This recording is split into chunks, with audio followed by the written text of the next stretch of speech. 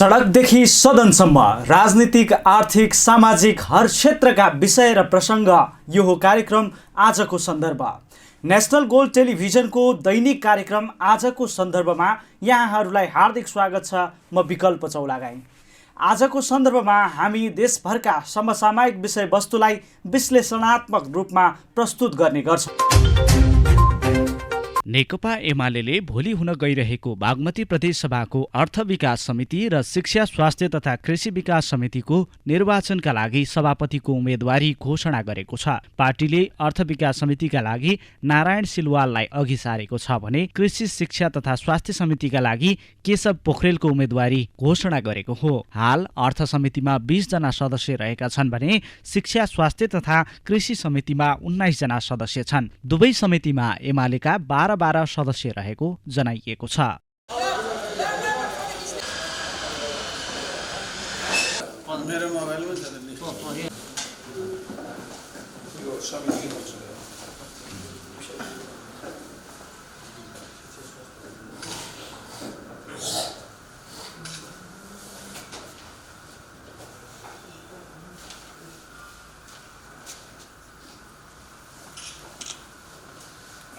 Detail छैन।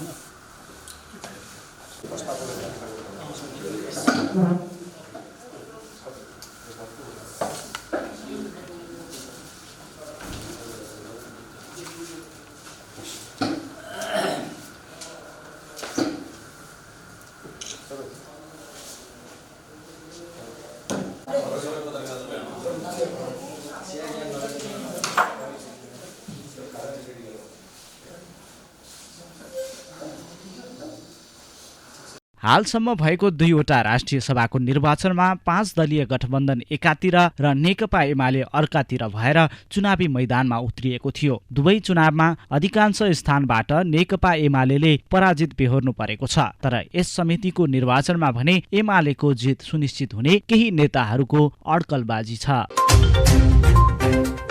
2074मा निर्वाचित स्थानीय तहका जनप्रतिनिधिको कार्य अवधि अब केही महिनापछि सकिँदैछ। निर्वाचन आयोगले प्रधानमन्त्री शेरबहादुर देउवालाई भेटेर आगामी वैशाखमा चुनाव गर्न प्रस्ताव समेत गरिसकेको छ। तर स्थानीय तहको चुनाव समयमै हुने या नहुने भन्ने विषयमा भने अन्योलता सिर्जना भएको छ। विक्रमसम्म 2059 सालदेखि 15 वर्षसम्म स्थानीय तह जनप्रतिनिधि विहीन थियो। नेपालमा 2074को स्थानीय चुनावपछि 5 वर्ष स्थानीय सरकारको अभ्यास भयो। सामान्यतया हेर्ने हो भने जनतासँग दिनहुँ प्रत्यक्ष सम्बन्ध राख्ने भनेकै स्थानीय सरकारले हो। विकास निर्माणका काम मात्र होइन, सङ्कट आइपर्दा सबैभन्दा पहिला परिचालित हुने पनि यही सरकार हो। यो लोकतन्त्रको पहिलो खुड्किला हो। लोकतन्त्र बलियो पार्न यसले आधार तयार पार्छ, नेतृत्व निर्माणमा सघाउ पुर्याउँछ। स्थानीय जनप्रतिनिधिले कोरोना महामारीका बेला जनतासँग प्रत्यक्ष सम्पर्कमा रहेर काम गरे, जनताप्रति उत्तरदायी भएर काम गरे। कोरोना, भूकम्प जस्ता विपदका बेला स्थानीय सरकार हुनु र नहुनुमा ठूलो फरक देखिएको केही विश्लेषकहरू बताउँछन्। केही अपवाद होलान्, तर आम रूपमा महामारीको बेला स्थानीय सरकारले राम्रो काम गरे। तर समयमा स्थानीय तहको चुनाव नहुँदा जनप्रतिनिधिको पद रिक्त हुने र संघीयतामाथि नै प्रश्न चिन्ह खडा हुने चुनौती देखिएको छ। पूर्व प्रधान न्यायाधीश गोपाल पराजुलीले स्थानीय तहको निर्वाचन पर धकेल्नु संविधानमाथि प्रहार गर्नु बराबर रहेको जिकिर गरेका छन्। हारजितको डरले कानुन सम्बद्ध निर्वाचन नगर्दा विधिको शासन समाप्त हुने उनको प्रक्षेपण छ। चुनाव सार्नुपर्छ भनेको त त्यो त आफैमा मलाई कस्तो लाग्छ भने त्यो अत्यन्त यो गठबन्धनलाई पनि प्रतिपादक हुन्छ, डेमोक्रेसीलाई पनि यसले चाहिँ के भनेदेखि तपाईँको धावा बोल्छ। अर्को त्यति नभएर विधि र संविधानलाई चाहिँ उपहास गर्छ। साहसका साथ जान सक्नुपर्छ।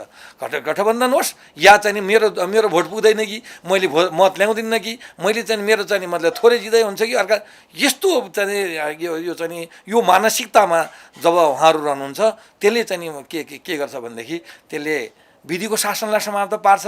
अब अनि संविधानवादको चाहिँ सिद्धान्तलाई समाप्त पारिदिन्छ। अन्ततः डेमोक्रेटिक सिस्टम जान्छ र यो संविधानमाथि जसले यो संविधान चाहेको छैन त्यस्ता तत्त्वहरूलाई चाहिँ ठुलो टेवा पुग्छ। नम्बर 1, यो अदालत सञ्चालन गर्नलाई एउटा चाहिँ हाई लेभलको चाहिँ कमिसन चाहिँ गठन गरेर हामीसँग जाँच ऐन छ, हामीसँग संविधान छ, संविधानको प्रस्तावना नचल्ने, स्वतन्त्र न्यायालय नचल्ने, यो स्वतन्त्र न्यायालय कसरी चलाउनुपर्छ भनिसक्दा विभिन्न इन्क्वायरी गर्न सकिन्छ, त्यसको बारेमा चाहिँ नि जाँचबुझ गर्न सकिन्छ, त्यस बारेमा विज्ञहरूले चाहिँ नि के भनेदेखि राखेर होइन हाई लेभलको चाहिँ के भनेर अब आगामी दिनमा जुडिसियरी कसरी चलाउने, कहाँबाट जुडिसियरी त्रुटि भएर यस्तो अवस्थामा पुग्यो भनेर सोच्ने, त्यसको बारेमा एउटा रिपोर्ट सङ्कलन गर्ने, त्यसको बारेमा नेपाली जनताको विज्ञहरूको संविधानविदहरूको राय लिएर त्यो राय दिने, त्यो संसारको कार्यान्वयन गर्ने, आवश्यक परे संविधान संशोधन गर्नुपर्ने हरेक यस्ता महत्त्वपूर्ण जिम्मेवारीहरू छन्। त्यो जिम्मेवारीबाट सरकार चाहिँ नि विमुख भएको देखियो, जसको कारणबाट जुडिसियरी अहिले चाहिँ नि स्तब्ध भएर बसेको छ। यस विषयमा पूर्व महान्यायाधिवक्ता मुक्ति प्रधानले तिनै तहको चुनाव एकैपटक गर्दा उचित हुने धारणा व्यक्त गरेका छन्। आर्थिक दृष्टिकोणले हेर्दा खर्च कम आउने उनको अड्कलबाजी छ। हाम्रो चाहिँ संविधानको धारा 85 ले यो सङ्घ चाहिँ के छ भने सङ्घको जुन कार्यकाल 5 वर्ष तोकिया छ, धारा 177 ले 5 वर्ष तोकिया छ प्रदेशको, र त्यस्तै गरिकन धारा 216(6) ले पनि स्थानीय कार्यपालिकाको 5 वर्ष तोकिएको छ।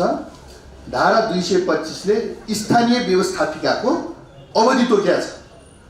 अब त्यो चाहिँ के छ भन्दाखेरि अब राजनीतिक पार्टीका नेतागणहरूले अनि चाहिँ पोलिटिकल कार्यकर्ताहरूले अनि त्यसपछि विज्ञहरू, कानुनविदहरू, अधिवक्ता, वरिष्ठ अधिवक्ताहरूले र चाहिँ के छ भने आम जनताले यो संविधान र यो कानुनको व्यवस्थाहरूलाई उनीहरूले हेरेर छलफल त गर्न पाउनु पर्यो नि। तिमीले छलफलै गर्नु पर्ने, यो सबै वकिलको जिम्मा, यो सबै कानुनविदका जिम्मा, यो सबै नेताको जिम्मा भन्ने होइन, यो त वास्तवमा भन्यो भने आम जनताको बिचमा छलफलको विषय हो।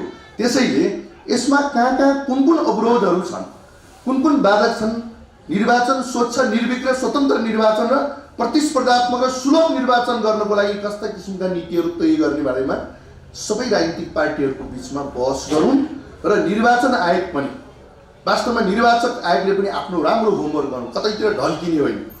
हिजो मलाई कसले नियुक्ति गर्यो भन्ने विषय पनि निर्वाचन आयोगको होइन जस्तो मलाई लाग्छ। त्यस कारणले गर्दा के छ भन्दाखेरि कि यस विषयमा अलिकता अब हामीहरूको बिचमा पनि बौद्धिक तहमा, बौद्धिक स्तरमा छलफल हुनु पर्यो। कानुन व्यवसायी, कानुनविदहरूको बिचमा पनि ठिक कुरा, यसो कसलाई फाइदा या कसलाई बेफाइदा हुन्छ भनेर हामी कानुनविद अथवा कानुनका ज्ञाताहरूले त्यो सोच्ने होइन। जे छ प्रिन्सिपलमा के छ र नेपालको संविधान र कानुनमा के छ, त्यस कारणले इन्टरनेसनल अनि अन्तर्राष्ट्रिय रूपमा नै इलेक्सन सम्बन्धी जुन अवधारणा छ हामीले त यहाँ ठिक ढङ्गले इम्प्लिमेन्टेसन गर्दै जाने हो नि। त्यस कारणले म के भन्न चाहन्छु त भन्दाखेरि कि अलिकता यो धारा 225 जुन छ नि स्थानीय विधायिका स्थानीय व्यवस्थापिकाको, त्यसले चाहिँ अब हाम्रो रमेश बडालजीले पनि त्यो कुरो राखिसक्नुभयो। त्यस कारण म किन भन्दाखेरि त्यो एउटा 6 महिनाको भन्दा त्यो चाहिँ व्यवस्थापिकाको, स्थानीय व्यवस्थापिकाकोले कार्यपालिकाको र अनि त्यसपछि सङ्घको चाहिँ के छ भने प्रतिनिधि सभा, प्रदेश सभाका चाहिँ के छ भन्दाखेरि त्यो सबैलाई चाहिँ के छ भने गुटमुटाएर चाहिँ लान सक्ने चाहिँ प्रावधान 6 महिनासम्म यहाँ चर्चा गरिन्छ। पत्रकार मित्रहरूले पनि भन्नुहुन्छ, सोध्नुहुन्छ उहाँहरूले कि 6 महिना पछाडि सार्ने पनि व्यवस्था रहेछ नि भन्ने कुरो। किन भन्दाखेरि त्यस्तो चाहिँ व्यवस्था चाहिँ होइन। खालि एउटै कुरा के हो त भन्दाखेरि सरकारलाई निर्वाचनको मिति तोक्ने अधिकार छ, सरकारलाई चाहिँ त्यो तोकिएको छ। कार्यकाल र मिति तोक्ने जुन कुराहरूको सामञ्जस्यता कसरी गर्ने, कार्यकाल एउटा छ, कट अफ डेटमा छ, तोकिएकै छ, कार्यकाल यति हुन्छ भनेर पहिल्यै चाहिँ त्यसलाई तुहाउन सक्ने अवस्था हुँदैन कानुनमा, संविधानमा। बरु चाहिँ के छ त भन्दाखेरि एकै त्यो कार्यकाल र त्यो जुन समय, जुन कार्यकाल र निर्वाचनको जुन एकैचोटि गर्ने कि चरणबद्ध ढङ्गले गर्ने भन्दा प्रतिनिधि चरणबद्ध ढङ्गले गर्न सक्छ, तर पहिलाकै सुरु चुनावलाई नै चाहिँ के छ भन्दाखेरि कार्यावधिको कट अफ डेट मान्नुपर्छ भन्ने कुरो निर्वाचन सम्बन्धी कानुनले पनि व्यवस्था गरेको कारणले गर्दा म के भन्न चाहन्छु त भन्दाखेरि कि यो छलफलको विषय हो। यसमा कुनै राजनीतिक पार्टीलाई फाइदा नाफा घाटाको कोणबाट होइन कि यसले चाहिँ राष्ट्र र जनताको हित, राष्ट्रको हितको कोणबाट चाहिँ हामीले छलफल गर्नुपर्छ। यहाँ कसैले आलोचना, तिक्तता, अलिकता चाहिँ के छ नि पिन्च हुने कुराहरू, गाली गलौज यो गर्नुपर्ने कुरै छैन। यो त बौद्धिक विषय हो, यो राज्यसँग सम्बन्धित विषय हो, यो राज्यले गर्ने विषय हो। त्यस कारणले ठिक ढङ्गले सल्लाह लिनेहरूले पनि ठिक ढङ्गले चाहिँ सल्लाह र परामर्श लिनुपर्ने हुन्छ। दिनेहरूले पनि परामर्श दिनुपर्ने हुन्छ। त्यस कारणले निर्वाचन आयोगले पनि ठिक ढङ्गले चाहिँ परामर्श दिनुपर्ने हुन्छ। जसरी हुन्छ निर्वाचनलाई संस्थागत, अब हाम्रो निर्वाचन प्रणालीलाई संस्थागत गरेर अगाडि जाने हो। यो साना झिना मसिना कुराहरूमा धेरै चाहिँ टाउको दुखाएर एउटा र अर्को कोणमा गाली ग्लोजमा त्यो उत्तीर्ण हुँदैन भन्ने मेरो चाहिँ सुझाव पनि छ। यिनै कुरा राख्दै मेरो के हो त भन्दाखेरि के गर्दा राम्रो हुन्छ त्यो छलफल गरौँ। कानुनको पालना अपरिहार्य छ। कानुनको पालना भएन भने लोकतन्त्र रहँदैन। लोकतन्त्र भनेकै कानुनको शासन हो। कानुन परिवर्तन गर्ने पर्नेछ भने पनि अर्को चुनावका लागि गर्ने हो। चुनावको मुखमा आएर आफू अनुकूल वा कसैलाई प्रतिकूल पार्न कानुन छेडखानी गर्ने प्रवृत्तिले स्वेच्छाचारिता बढाउँछ।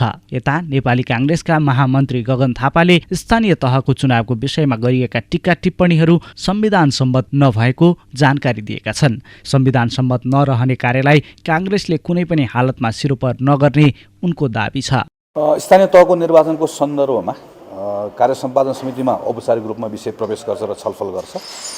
आज भएको छलफलमा यो व्यक्तिगत राय राख्ने कुराहरू आफ्नो भयो। म फेरि के दोहोऱ्याउँछु भने नेपाली काङ्ग्रेसको सभापतिजीलाई मैले आजको छलफलमा पनि भनिसकेको छु र योभन्दा अगाडि पनि भनिसकेको छु र गठबन्धनको नेताहरूसँग मेरो प्रत्यक्ष रूपमा भेटघाट नभएको हुनाले गर्दा म यो माध्यमबाट पनि उहाँहरूलाई के भन्न चाहन्छु भने स्थानीय निर्वाचनका सन्दर्भमा अहिले जस्तो विषयहरू गठबन्धनभित्र प्रवेश भएको छ र जुन विकल्पहरूको बारेमा छलफल भयो भनेर सञ्चार माध्यमबाट बाहिर आएका छ, ती कुनै पनि विषयहरू संविधान सम्मत छैन। हामीले त्यो कोणबाट हाम्रो संविधानलाई बुझ्यौँ र त्यसको आधारमा स्थानीय निर्वाचनका बारेमा हामी अहिले कानुन संशोधन गरेर निर्णय गर्छौँ भनेर जुन कुरा आइरहेको छ गऱ्यौँ भने यो संविधान सम्मत हुँदैन।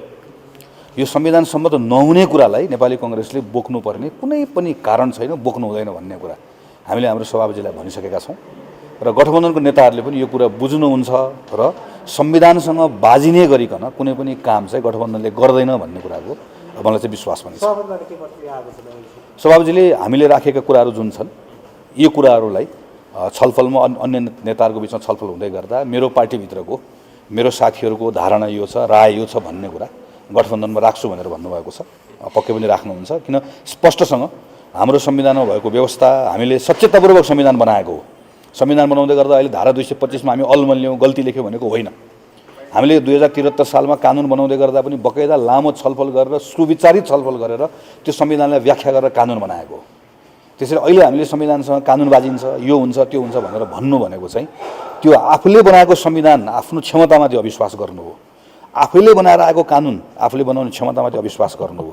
हामीले बनाएको संविधानसँग कानुन बाजियो भनेर भन्यो भने त हामी संविधान निर्माण गर्ने वा कानुन बनाउनु भन्दा बाहिरकोले चित्त नबुझिने आएर भन्ला नि।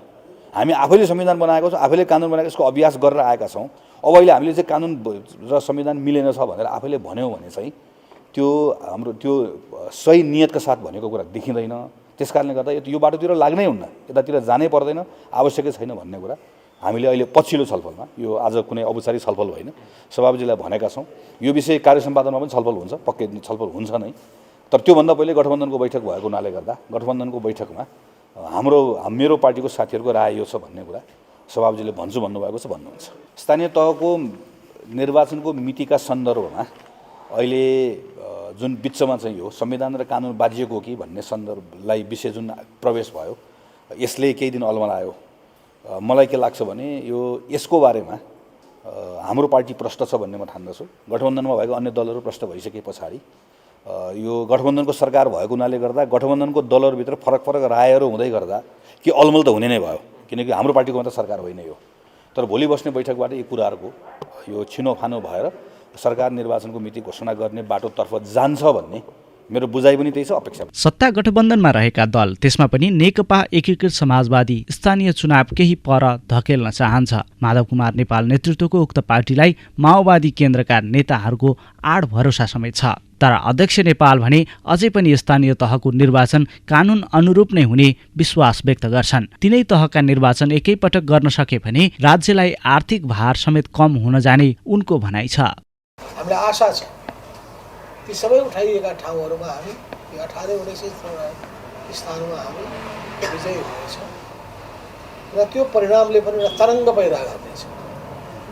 तपाईँहरू सुनिरहनु भएको छ कि स्थानीय तहको चुनाव कहिले गर्ने, सङ्घीय चुनाव कहिले गर्ने, प्रदेश सभाको चुनाव कहिले गर्ने, यस बारेमा व्यापक बहस छेडिएको छ। यो बहसको सन्दर्भमा हाम्रो धारणा संविधानलाई सर्वोपरि राखेर कानुन अनुरूप नै चुनाव सम्पन्न हुनुपर्छ र यसो गर्दाखेरि एकै तहमा एकैचोटिमा तिनै तहको चुनाव हुन सक्यो भने राम्रो हुन्छ। किन एउटा चुनाव गराउँदाखेरि झन्डै 5 अरब रुपियाँ खर्च हुनुपर्छ र अस्ति योभन्दा पहिले 5 चरणमा चुनाव भएको थियो। 5 चरणको चुनावमा झन्डै 25 अरब रुपियाँ खर्च भएको थियो भनेपछि यदि एउटै चरणमा गर्ने हो भने 5 देखि 10 अरबमा चाहिँ चुनाव सम्पन्न हुन सक्छ। उम्मेदवारको पनि खर्च कम हुन सक्दछ। यसका निम्ति हामीले छलफल चलाइरहेका छौँ। तपाईँहरूलाई थाहा छ कि केपी ओलीले आफू अल्पतमा पर्ने भइसकेपछि उनले संसदलाई, संविधान सभालाई सहनै सकेन। आफू अल्पतमा पर्ने भइसकेपछि प्रधानमन्त्रीबाट खुरुक्क हट्नका लागि पनि तयारै भएन। बरु कुर्सी भाँचिदिन्छु, म छोड्दिनँ भन्थे। छोड्न त छोडेनन्, तर उनी छोड्न बाध्य भए। स्वेच्छाले होइन, बाध्यताले उनी त्यो ठाउँ छोड्न बाध्य भए। बाध्य भए, यो दुईचोटि भङ्ग गरे संविधान, प्रदेश सभालाई भङ्ग गरिसकेपछि व्यापक विरोध भयो। त्यो प्रतिगामी कदम थियो, संविधान विरोधी कदम थियो, संसद विरोधी कदम थियो, प्रदेश सभा विरोधी कदम थियो, लोकतन्त्र विरोधी कदम थियो। व्यापक जनताले विरोध गरे र केपी ओलीमा अब लोकतान्त्रिक नेतामा हुनुपर्ने कुनै गुण पनि छैन, उनमा अधिनायकवादी शैली हावी भएको छ भन्ने पनि एकातर्फ व्याख्या हामीले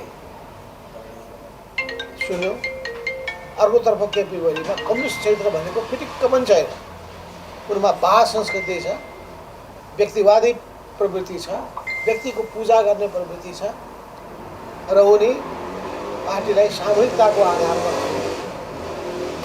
पार्टीलाई संस्थागत तरिकाबाट होइन, निजी पेवाको रूपमा त्यसलाई लिएर आदेश पालकहरूको खोजी गरेर दासहरूलाई वरिपरि राखेर उनी त्यो संस्था चलाउन खोजेका छन्। त्यो केपी ओलीको सानो गुटमा परिणत हुन पुगेको छ र ती सबैका कारणले गर्दाखेरि कम्युनिस्ट आन्दोलनका सामु जुन खतरा देखा परे, त्यो खतरालाई सामना गर्नका लागि हामीले कम्युनिस्ट आन्दोलनमा एउटा विद्रोह गऱ्यौँ। एमालेभित्र विद्रोह भयो र त्यसपछि हामीले एउटा नयाँ पार्टी निर्माण गर्ने सङ्कल्प घोष गऱ्यौँ। विद्रोहको चेनका साथ कम्युनिस्ट आन्दोलनलाई जोगाउन, बचाउन, अगाडि बढाउन र समाजवादको यात्रामा अगाडि बढ्न, सामाजिक न्याय र समानताको सिद्धान्तलाई आत्मसात गरेर विकासको लाभ जनतामा पुर्याउनु र सामाजिक, आर्थिक, सांस्कृतिक रूपान्तरणको अझै बाँकी कामहरूलाई पुरा गर्न अघि बढ्नुपर्छ भन्ने मान्यताका साथ हामी अगाडि बढेका छौँ र हाम्रो यो कदमले व्यापक जनसमर्थन प्राप्त गरेको छ। संविधान जारी भएपछि पहिलो पटक भएको स्थानीय तहको चुनाव 3 चरणमा भयो। 2074 साल वैशाख 31 गते पहिलो चरण, असार 14 गते दोस्रो चरण र असोज 2 गते तेस्रो गरी 3 चरणमा स्थानीय तहको निर्वाचन भयो। स्थानीय तह निर्वाचन ऐन अनुसार जति चरणमा निर्वाचन भए पनि पहिलो चरणको चुनाव भएको 7 दिनपछि कार्यकाल सुरु भएको मानिने भएकाले स्थानीय तहका पदाधिकारीको कार्यकाल 2079 साल ज्येष्ठ 5 गते सकिने निर्वाचन आयोगको व्याख्या छ। प्रेस चौतारी मकवानपुरले बिहिबार हेटौडामा पत्रकार सम्मेलनको आयोजना गर्यो। सम्मेलनमा नेकपा एमालेका पोलिट ब्युरो सदस्य एवं सांसद महेश बस्नेत र राष्ट्रिय युवा सङ्घ नेपालका केन्द्रीय अध्यक्ष किरण पौडेलको उपस्थिति रहेको थियो। कार्यक्रममा बोल्दै अध्यक्ष पौडेलले स्थानीय तह चुनावको विषयमा गठबन्धन सरकारको स्पष्ट धारणा नआउनु लज्जास्पद रहेको जिकिर गर्नुभयो। संविधानको मर्ममाथि प्रहार गरेको आरोप लगाउँदै उहाँले स्थानीय तहलाई जनप्रतिनिधिविहीन बनाई लुटपाट मच्चाउने षड्यन्त्र गरिरहेको आरोप समेत लगाउनुभयो। यस विरुद्ध आफूहरू आन्दोलनमा जाने चेतावनी समेत दिनुभयो। अहिलेको जनविरोधी कदमले देशलाई एउटा संविधानहीन अवस्थातर्फ पुर्याउने, स्थानीय तहको निर्वाचन रोक्ने षड्यन्त्रको मार्फतबाट हाम्रा सम्पूर्ण देशभरका स्थानीय तहलाई जनप्रतिनिधिविहीन बनाउने, त्यहाँ एक किसिमको रिक्तता भ्याकुम क्रिएट गरेर त्यहाँभित्र अनेक किसिमका गठबन्धनका नामबाट एक किसिमको लुटपाट मचाउने, संविधानको मर्ममाथि प्रहार गर्ने जस्ता कामहरू गरिरहेका छन्। त्यसले गर्दा राष्ट्रिय युवा सङ्घ नेपालले स्थानीय तहको निर्वाचन रोक्ने सरकारको जुन षड्यन्त्रमूलक कदम अघि बढिरहेको छ यसको विरुद्ध देशव्यापी आन्दोलन घोषणा गरिसकेको छ। यहाँहरूले सञ्चार माध्यमहरूमा देखिराख्नु भएको छ। 2 नम्बर प्रदेशमा अहिले हामीले सडक तताइरहेका छौँ। हिजो मात्रै मकवानपुरका साथीहरूले पनि यही विषयमा केन्द्रित भएर यहाँको सिडिओ मार्फतबाट ध्यानाकर्षण बुझाउनु भएको छ। तर यो सरकारले ध्यानाकर्षण पत्रबाट मात्रै हाम्रो र आम जनताको यो माग र मुद्दाको विषय सम्बोधन गरा जस्तो छैन। त्यसले गर्दा हामी मकवानपुर लगायत देशका अन्य देशव्यापी रूपमा यसलाई चर्काउने गरी हामी सशक्त रूपमा सडकमा उत्रिने गरी हामीले आन्दोलनका थप कार्यक्रमहरू सार्वजनिक गर्दैछौँ भोलिदेखि नै। अध्यक्ष पौडेलले बहालवाला मन्त्रीले गौर हत्याकाण्ड दोहोऱ्याउने भनिदिएको अभिव्यक्तिमा आपत्ति जनाउनुभयो। केही दिन अघि सरकारका भौतिक पूर्वाधार मन्त्री रेणु यादवले सार्वजनिक स्थलमै सीके राउतलाई चुनौती दिँदै उक्त अभिव्यक्ति दिनुभएको थियो। राष्ट्रिय युवा सङ्घले सो अभिव्यक्तिको घोर भर्त्सना गरेको भन्दै मन्त्री यादवको तत्काल बर्खास्तीको माग गरेको अध्यक्ष पौडेलको भनाइ छ। सरकारको बहालवाला मन्त्री अत्यन्त जिम्मेवार पद सम्हालिरहेको बहालवाला मन्त्रीले सार्वजनिक मन्तव्यकै क्रममा मधेसमा नेपालको इतिहासमा एउटा बिर्सन लायक त्यो एउटा घटना जुन गौर हत्याकाण्ड थियो, गौर हत्याकाण्डको पुनरावृत्ति झल्काउने गरी मधेसी जनताको रगतमा फेरि एकपटक होली खेलेर आफ्ना राजनीतिक अभिष्टहरू पुरा गर्ने उद्देश्यका साथ अत्यन्त नीच र तल्लो स्तरको अभिव्यक्ति दिएका छन्। त्यसको विरुद्ध अहिले 2 नम्बर प्रदेशमा राष्ट्रिय युवा सङ्घ नेपालले जोरदार रूपमा आन्दोलनका कार्यक्रमहरू अगाडि बढाइरहेको छ र तत्काल मन्त्रीलाई बर्खास्त गर्नको निम्ति र त्यो बर्खास्ती नहुँदासम्म हाम्रो आन्दोलन 2 नम्बर प्रदेशमा निरन्तर चलिरहने छ भन्ने कुरा पनि यहाँहरूकोमा जानकारी गराउन चाहन्छु। यस्तै उहाँले 24 लाख खोपको विषयमा पनि आवाज उठाउन जरुरी रहेको स्पष्ट पार्नुभयो। केपी ओलीको सरकारको पालामा भित्राइएको खोपको पारदर्शिताको विषयमा जनताले आवाज उठाइरहेको उहाँको भनाइ छ। यस विषयमा पनि राज्यले गम्भीर भएर जनतालाई चित्त बुझ्दो जवाफ दिनुपर्ने अध्यक्ष पौडेलको माग छ। आम सञ्चार माध्यमहरूमा हामी सबैले देखिरहेका छौँ 24 लाख खोपको प्रकरण।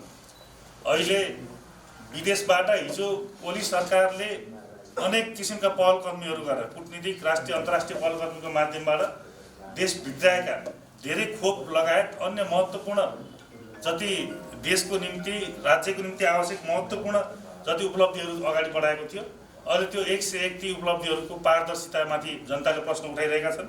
यही क्रममा 24 लाख खोप नै गायब भएको छ। यसको विरुद्ध पनि हामीले यो आन्दोलनको क्रममा जोरदार एउटा मुद्दाको रूपमा यसलाई अगाडि बढाइरहेका छौँ। अध्यक्ष पौडेलले सीमा विवादको विषयमा सरकार गम्भीर नरहेको आरोप लगाउनुभयो। महाकाली नदीमा भारतले एकलौटी ढङ्गले बाँध निर्माण गर्न लागेको भन्दै यस विषयमा सरकारको बेवास्ताको विरोध गर्नुभएको छ।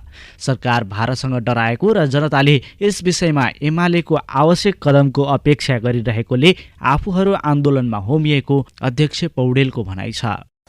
दार्चुलाको सदरमुकाम खलङ्गाको पारिपट्टि महाकाली नदीको बहावलाई नै परिवर्तन गरेर नेपाली भूमिको कटान र डुबान हुने गरी भारतले एकपक्षीय रूपमा बाँध निर्माण गरिरहेको छ। सरकार र सरकारमा रहेका सत्तासीन दलहरू एक शब्द बोल्न सक्दैनन्। अहिले आम जनताहरूले कमरेड केपी शर्मा ओलीलाई सम्झिरहेका छन्। जति बेला नेपालको राजनीतिक परिदृश्यभित्र भारत लगायत अन्य देशहरूले विदेशी तत्त्वहरूले चलखेल गर्ने प्रयास गर्ने गर्थे, भारत जस्तो विश्वको एउटा शक्तिशाली लोकतन्त्र र त्यसको एउटा शक्तिशाली पार्टी बिजेपी र त्यसका नेता जो संसारको विश्वकै एउटा शक्तिशाली नेतामध्ये मानिन्छन्, अहिले नरेन्द्र मोदीलाई सत्यमेव जयते कि सिंहमेव जयते भन्ने पाठ सिकाउने अहिले हाम्रा राजनेता कमरेड केपी शर्मा ओलीलाई आम जनताहरूले सम्झिरहेका छन्।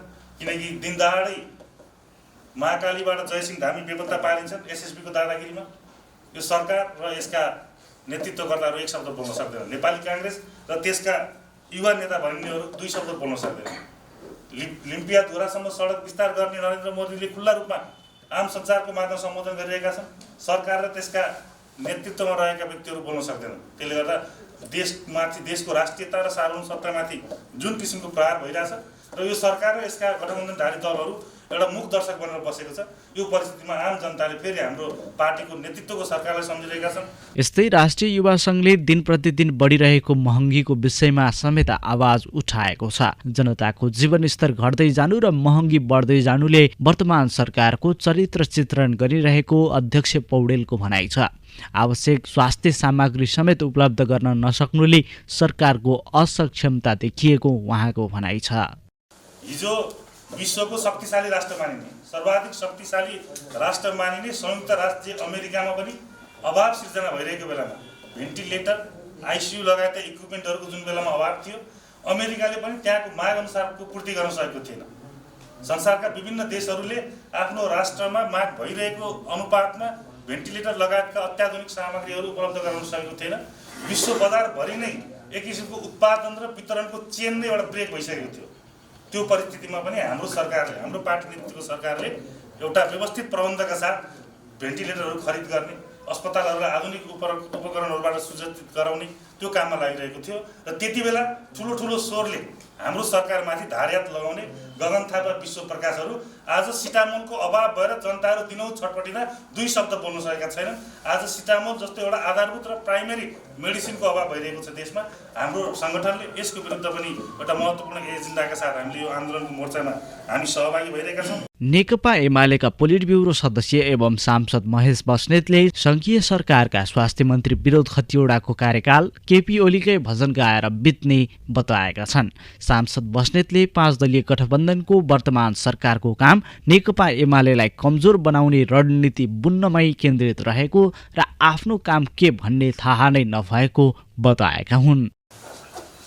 असैद्धान्तिक, अराजनीतिक र अनैतिक खालको नयाँ गठबन्धन विशेष गरेर नेकपा एमाले र हाम्रा पार्टीका सदस्य अध्यक्ष केपी शर्मा ओलीज्यूलाई कमजोर बनाउने ढङ्गले बन्ने स्थिति बन्यो र त्यो गठबन्धनलाई न्यायपालिका र कथित आफूलाई बुद्धिजीवी ठान्ने साथीहरू, वरिष्ठ वकिलहरू, बार एसोसिएसन लगायत संस्थाहरूको पनि समर्थन रहने स्थिति रह्यो र त्यो गठबन्धन बनेर अदालतबाट परामर्श प्राप्त गरिसके पछाडि नयाँ सरकार बनेको उन्माद र जोसमा साथीहरूले के अभिव्यक्ति दिनुभयो भने केपी ओलीको सरकारले संविधानलाई कार्यान्वयन गरेन, प्रतिगमनको दिशामा गयो र अझ बाबुराम भट्टराईकै भाषा शब्द लिने हो भने त केपी ओलीले हिटलरी प्रवृत्ति अगाडि बढायो, अधिनायकवादी शैलीमा अगाडि बढ्यो भन्ने खालका अभिव्यक्तिहरू आए र शेरबहादुर देउवालाई शुभकामना दिएन। उहाँले के भन्नुभयो भने यो सरकारलाई गल्ती गर्ने छुट छैन। अझ कतिसम्म भन्ने अनुभव भने केपी ओलीलाई त प्रधानमन्त्री पनि नसकेको जस्तो भएको थियो। प्रधानमन्त्री वास्तवमा देउवाले पो सुहाउने हो त। यो प्रधानमन्त्री भन्ने पदै हिजो गिर्जाको लागि जन्मियो, अहिले चाहिँ देउवाकै लागि जन्मियो भन्ने ढङ्गका अभिव्यक्तिहरू पनि साथीहरूबाट आयो। यो पछिल्लो 6 महिनाको सरकारको गति हेर्दा न कुखुराको चाल न हाँसको चालको गतिमा यो सरकार अगाडि बढेको छ। यसले कुनै खालका महत्त्वपूर्ण निर्णयहरू गर्न सक्ने हैसियतमा यो छैन। 5 दलीय गठबन्धन निर्माण गरेर नेकपा एमालेलाई खुइलाउने, एमालेलाई कमजोर बनाउने, एमालेलाई पराजित गर्ने षड्यन्त्र बाहेक यो सरकारमा सहभागी साथीहरूको कसैको पनि ध्यान त्यता छैन। सरकारका मन्त्रीहरू आफ्नो मन्त्रालयमा के भइरहेको छ भन्ने कुराको चासो छैन उहाँहरूलाई। यही जिल्लाबाट स्वास्थ्य मन्त्री हुनुहुन्छ माननीय विनोद खतिवडाजी। स्वास्थ्य मन्त्रालयले के गर्ने भन्ने कुरो उहाँलाई थाहा छैन। उहाँले केपी ओलीले के गर्ने भनेको चाहिँ उहाँलाई खुब थाहा छ। त्यही भएर उहाँको बिहानदेखि बेलुकासम्म केपी ओलीको भजन गाएर मात्र उहाँको दिन बित्ने गरेको छ। तर आफ्नो मन्त्रालय अन्तर्गत 24 लाख खोप हराएको कुराको उहाँलाई अत्तो छैन। नेता बस्नेतले स्वास्थ्य मन्त्री खतिवडालाई आफ्नो मन्त्रालयले के गर्यो थाहा नभएको समेत आरोप लगाएका छन्। कोरोनाको महामारीमा एमाले नेतृत्वको सरकार हुँदा ओम्नी समूहले स्वास्थ्य सामग्री ल्याउँदा भ्रष्टाचार भयो भन्दै कुर्लिनेहरू 24 लाख डोज खोप हराउँदा र जनताले सिटामोल खान नपाउँदा किन चुप लागेर बसेका छन् भन्दै उनले प्रश्न समेत गरेका छन्। हिजो स्वाभाविक भन्दा केही महँगो मूल्य तिरेर चाइनाबाट ओम्नी कम्पनीले ल्याएको औषधिमाथि यति ठुलो चर्चा गर्ने मित्रहरू आज 24 लाख खोप हराइरहेको सन्दर्भमा किन मोहाउँछन्? यो कुरा आज हामीले म पत्रकार साथीहरूले पनि अनुरोध गर्न चाहन्छु, यो कुरालाई हामीले जुन मात्रामा हाइलाइट गर्नुपर्ने त्यो गर्न सकिरहेका छैन। हिजो मात्रै राष्ट्रिय सभाको चुनावको परिणाम आएको छ। 5 दलीय गठबन्धन एकातिर, एमाले एक्लै एकातिर बस्दा पनि निकै कम भोटको अन्तरमा हारजितहरू भएका छन्। कतिपय साथीहरूले खुसियाली मनाउनु भएको पनि मैले देखेँ। मेरो सुझाव उहाँहरूलाई के हो भने काले काले मिलेर खाउँ भाले अथवा घिउ बेचुवा र तरवार बेचुवाको जस्तो उहाँले यो गठबन्धन अगाडि नबढाउनु सक्नुहुन्छ भने 5 दल एउटै दल भएर हाम्रो, किनभने हामीले राजनीतिक अस्थिरतालाई चुनौती दिइरहँदा आउँदो निर्वाचनमा 5 दल एउटै दल भएर चुनाव लड्ने, नेकपा एमाले एक्लै चुनाव लड्न तयार छ। हामी लोकतन्त्रलाई जिताउनुको निमित्त नेकपा एमाले हार्न तयार छ, किनभने हारजित भनेको एउटा सामान्य प्रक्रिया हो बहुदलीय व्यवस्थाभित्र। र कमसेकम त्यति भयो भने मुलुक स्थिरतातर्फ जान्छ। नत्र यहाँ के देखिँदैछ भने कङ्ग्रेसले माओवादी र माधव कमरेडको पार्टीलाई वैशाखीको रूपमा उपयोग गरेर एमालेलाई पराजित गर्ने षड्यन्त्रका साथ यो गठबन्धन अगाडि बढाउन चाहिरहेको छ। प्रचण्ड र माधव कमरेड गठबन्धन गरेर अथवा मिलेर आउँदो चुनावमा कङ्ग्रेस र एमालेलाई बहुमत नदिलाउने खेलमा हुनुहुन्छ। एमाले या कङ्ग्रेसको बहुमत भएन र आफू तेस्रो शक्ति भएर सत्ताको साँचो आफूसँग रहिरह्यो भने सधैँ सत्ताको मोज मस्ती र सत्ताको रसवादन गर्न पाइन्छ भन्ने कुरामा उहाँहरू केन्द्रित भएर देखिन्छ। सांसद बस्नेतले तिनै तहको चुनाव एकैपटक गर्ने भन्ने सत्तारूढ गठबन्धनको तर्क नभई कुतर्क रहेको समेत जिकिर गरे। अबका चुनावमा 5 दलीय गठबन्धन मिलेर चुनाव लड्न आग्रह गर्दै उनले एमाले एक्लै लड्न सक्षम रहेको दाबी समेत गरेका छन्। तथ्यको आधारमा अगाडि बढिरहनु भएको छैन, उहाँहरू तर्क र कुतर्कको आधारमा अगाडि बढिरहनु भएको छ। हिजो समयभन्दा चाँडै चुनाव गरौँ, अहिले जनताले दिएको म्यान्डेट बासी भयो, नेकपाभित्र गम्भीर समस्या उत्पन्न भयो, हिजो हामीले संयुक्त गठबन्धन गरेर चुनाव मागेका थियौँ भनेर हामीले प्रतिनिधि सभा विघटन गरेर चुनाव मागिरहँदा त्यसलाई प्रतिगमनको संज्ञा दिने साथीहरू आज वैशाखमा गर्ने चुनावलाई संविधानको धाराको 225 को अपव्याख्या गर्दै असोज तेस्रो चरण भएको चुनावलाई असोजमा चुनाव भएको मानेर फागुन चैतमा चुनाव गरेर तिनै तहको चुनाव एकचोटि गर्ने हालत के छ यो सरकारको भन्दाखेरि अघिल्लो चोटि उहाँले स्थानीय तहको चुनाव गर्दा एउटै चुनाव 3 खण्डमा गर्नुभयो। अहिले उहाँहरू के भन्नुहुन्छ, 3टै चुनाव एकैचोटि गर्छु भनेपछि यो एक घाँस खान नसक्ने मान्छेले 3-4 घाँस एकैचोटि खान्छु भने जस्तो यो अड्केर मर्ने खालको एउटा कुतर्क उहाँले गरिरहनु भएको छ। अब जनताले के कुराको समीक्षा गर्ने बेला आएको छ भने ठिक समयमा आवधिक निर्वाचन गरेर लोकतन्त्रमा जनताले आफ्नो मताधिकारलाई प्रयोग गर्ने बाटोमा जाने दल प्रतिगामी हो कि चुनावी प्रक्रियालाई आफ्नो हार्जीसँग जोडेर संविधान र कानुनका धाराहरू पढ्ने होइन क्यालकुलेटर थिचेर चुनावबाट भाग्ने दलहरू चाहिँ लोकतान्त्रिक दल हुन् अथवा उनीहरू संविधानका रक्षक हुन् अथवा उनीहरू अग्रगामी हुन्। यो कुरा नेपाली जनताले चिन्ने बुझ्ने र यसको पर्दाफास गर्ने बेला आएको छ। र म यहाँ मकवानपुरमा रूपचन्द्र विष्टको एरियामा भएको हुनाले उहाँको थाहा अभियानलाई समर्थन गर्दै हामी भ्रममा होइन, हामी यो थाहा अभियानमा लाग्नुपर्छ, यी सबै कुरा हामी थाहा पाउनुपर्छ भन्ने कुरा म तपाईँलाई राख्न चाहन्छु। केपी ओलीलाई प्रतिगामी अधिनायकवादी भन्ने साथीहरूलाई मेरो प्रश्न के छ भने केपी ओलीको पालामा भएका कुनै आन्दोलन दबाइएको थिएन, केपी ओलीको पालामा कसैले जेल हालिएको थिएन, केपी ओली पालामा सरकारको तर्फबाट एकजना मान्छेको पनि मृत्यु भएको समाचार हामीले सुन्नु परेन। तर दसैँको मुखमा स्वयं गृहमन्त्रीको जिल्लामा 4-4 जना सुकुम्बासीलाई गोली हानेर हत्या गरेको यसको इतिहास छ। यहाँको अस्तित्व, यहाँको कुशासन, अझ केपी ओलीलाई हिटलर भनेर कसले भन्ने भन्दा बाबुराम भट्टराईले, जसले हल्लेरीमा 8औं जना साथीहरूलाई घरभित्र जलाएर मारेको उहाँको कालो इतिहास छ। उहाँले बाँदर मुडेमा 100औं जना यात्रुहरूमाथि बम पड्काएर मारेको इतिहास छ। यही छिमेकी जिल्लाको काजुल खातुनलाई जिउँदो जलाएर मारेको इतिहास छ। असङ्ख्य साथीहरू क्रान्तिका नाउँमा कम्युनिस्ट पार्टीका अझ नेकपा एमालेका धेरै साथीहरूलाई उहाँले हत्या गर्नुभएको छ। र आज उहाँहरू ठुलो कुरा गर्दै के हुनुहुन्छ भने केपी ओली अधिनायकवादी हुनुहुन्छ। एमाले अधिनायकवादी भयो। आज उहाँको पार्टीको मन्त्रीज्यू भौतिक खजाना मन्त्री रेणु यादवजीले खुल्ला हिंसा र हत्यालाई प्रश्रय दिने गरेर भाषण गर्नुहुन्छ। त्यो बारेमा बाबुराम भट्टराईजीले सञ्चार माध्यमले जवाफ दिँदा मेरो पार्टीको निर्णय आएको छैन भनेर कुतर्क गर्ने बाबुराम भट्टराई एमाले र हाम्रो पार्टीका अध्यक्षलाई अधिनायकवादी र हिटलर भनिरहेका छन्। बाबुराम भट्टराईको तागत, शक्ति, हिम्मत र उनको पार्टीको त्यो खालको पहुँच र शक्ति भएको भए बाबुराम भट्टराई नेपालका हिटलरका दोस्रो अवतारको रूपमा प्रकट हुन्थे। उनी त किन मरिच आफ्नै रागाले भने जस्तो चाउरिएर गोर्खाको एउटा क्षेत्रमा पनि चुनाव जित्न नसक्ने काङ्ग्रेस अथवा एमालेको सहारा लिनुपर्ने अवस्थामा पुगेका भएर मात्रै यिनले मिठो कुरा गरेका हुन्। यिनका इतिहास कालो रगतले लतपत्तेको छ। त्यसो भएको हुनाले जसको इतिहास कालो रगतले लतपत्तेको छ उसले अन्य दललाई यो खालको आरोप लगाउने कुरा मलाई लाग्छ जनताले पचाइरहेका छैनन्। कार्यक्रममा नेकपा एमाले बागमती प्रदेशका उपसचिव महेश बर्तौला, एमाले मकवानपुरका अध्यक्ष एकलाल श्रेष्ठ, बागमती प्रदेश युवा परिषदका कार्यकारी उपाध्यक्ष सन्तोष चौलागाई लगायतको उपस्थिति रहेको थियो। कार्यक्रम प्रेस चौतारी नेपाल मकवानपुरका अध्यक्ष बालकृष्ण अधिकारीको अध्यक्षतामा सम्पन्न भएको हो। हवस् त, कार्यक्रम आजको सन्दर्भ आजलाई यति नै। कार्यक्रमको अर्को श्रृङ्खलामा फेरि भेट हुने रहेछ। आजलाई भने सम्पूर्ण युनिटको साथमा म विकल्प चौलागाई पनि बिदा हुन्छु। नमस्कार।